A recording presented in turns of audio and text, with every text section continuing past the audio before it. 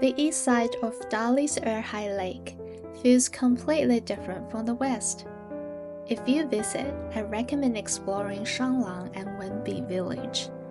Even in just a few days, you'll see why it's so easy to fall in love with.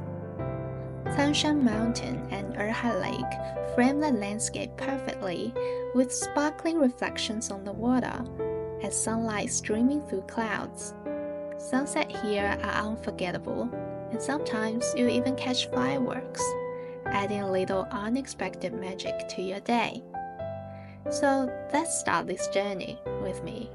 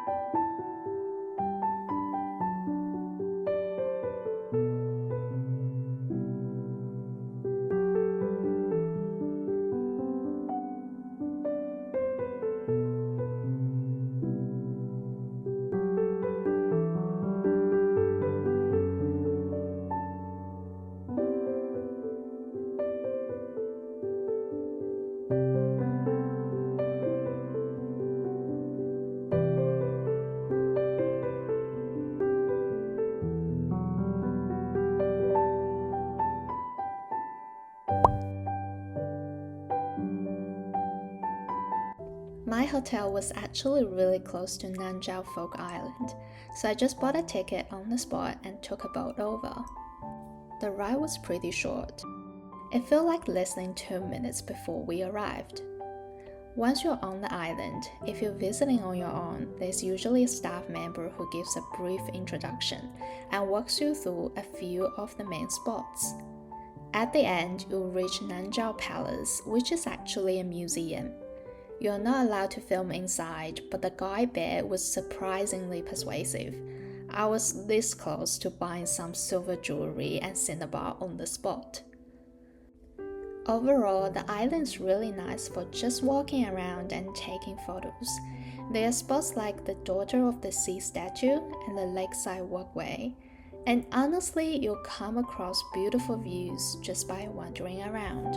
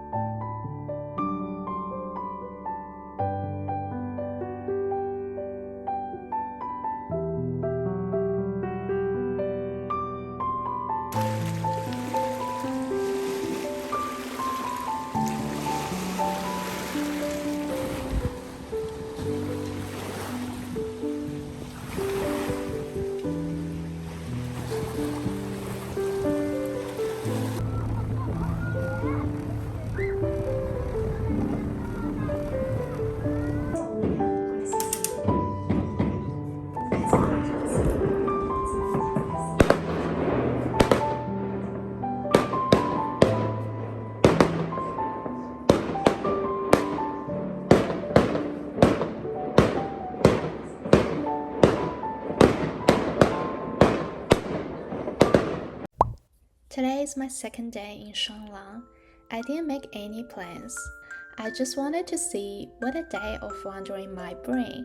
Maybe a few surprises, or maybe just something simple, even a little uneventful.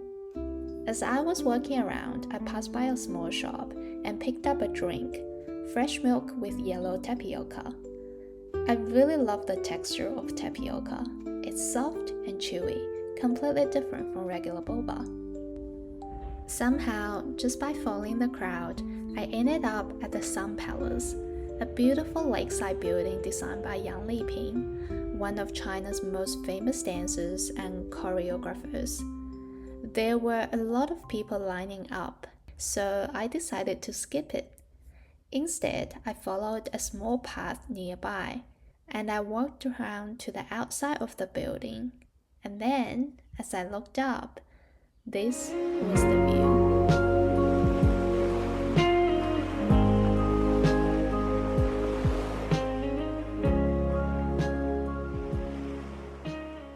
After leaving the Sun Palace, I just picked a random place to eat. I was actually drawn in by the live music. I ordered a few things and just sat there, eating and listening to the music.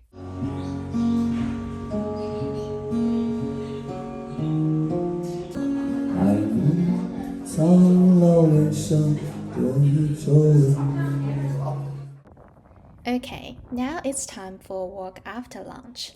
Shuanglang is honestly so beautiful. Along the way, I passed by a really cute little school and lots of small shops selling handmade crafts.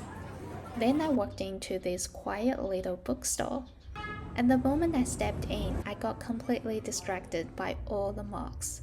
Every single one was so pretty. As someone who's obsessed with collecting mugs, I really couldn't bring myself to read. 等一个自然而然的晴天，我想要带你去海边，只留住这个瞬间，在来不及挽回之前。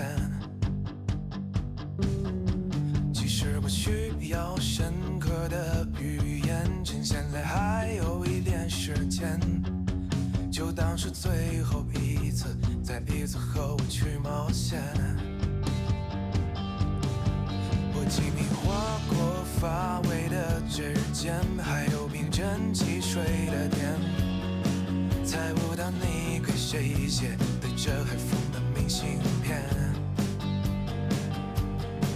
哦，可不可以再专心一点？请你不要心不在焉，换回夕阳还有愿望没实现。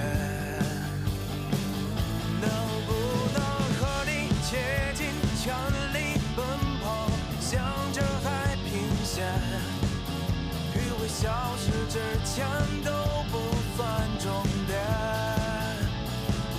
曾经的关于以后所有的幻想已经太遥远，被我们丢在身后的时间。记忆划过发尾的。 指尖还有冰镇汽水的甜，猜不到你跟谁写对着海风的明信片。我可不可以再专心一点？请你不要心不在焉。可我却舍不得去挽留你躲闪的双眼，能不能和你接近全力？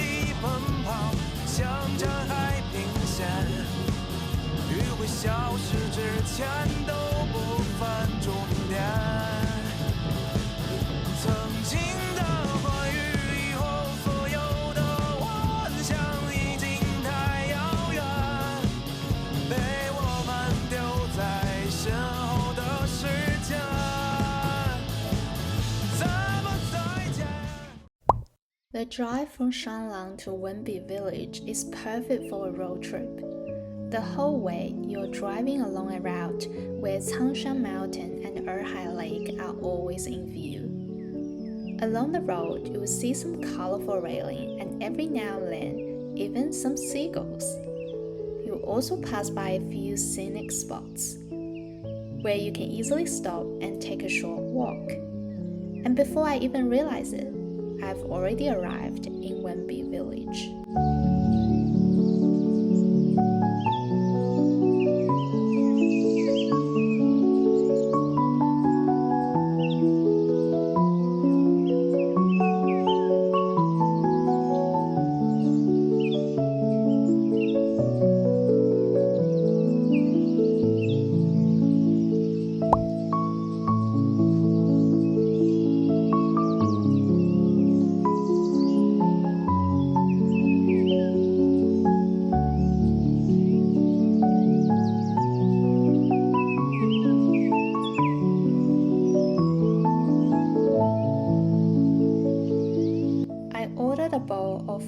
bridge rice noodles and get the staff to put all the toppings in before serving. They also offer me free little coconut cake on the side.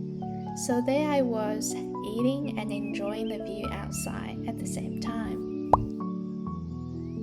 After lunch, I picked a random little cafe and ordered a Black Forest dessert and an afternoon tea set called Wenbi Sunset. I sat by the window, feeling the breeze from Erhai Lake, and used a few color pencils I've always carried to slowly sketch the scene in front of me. Looking back now, whenever I think of Wenbi Village, I always remember that afternoon. Sitting in a cozy orange cafe, bathed in golden sunlight, sipping fresh orange juice, just enjoying a quiet, slow-paced afternoon. I've never tried tie-dye before, so I picked a small local shop nearby to give it a go. I decided to make a retro-style tie-dye bag. First, I wet the bag and ran it out. Then I used a bunch of rubber band to tie it up tightly.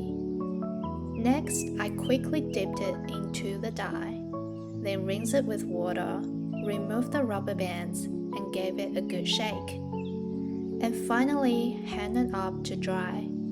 And just like that, my tie-dye bag was complete.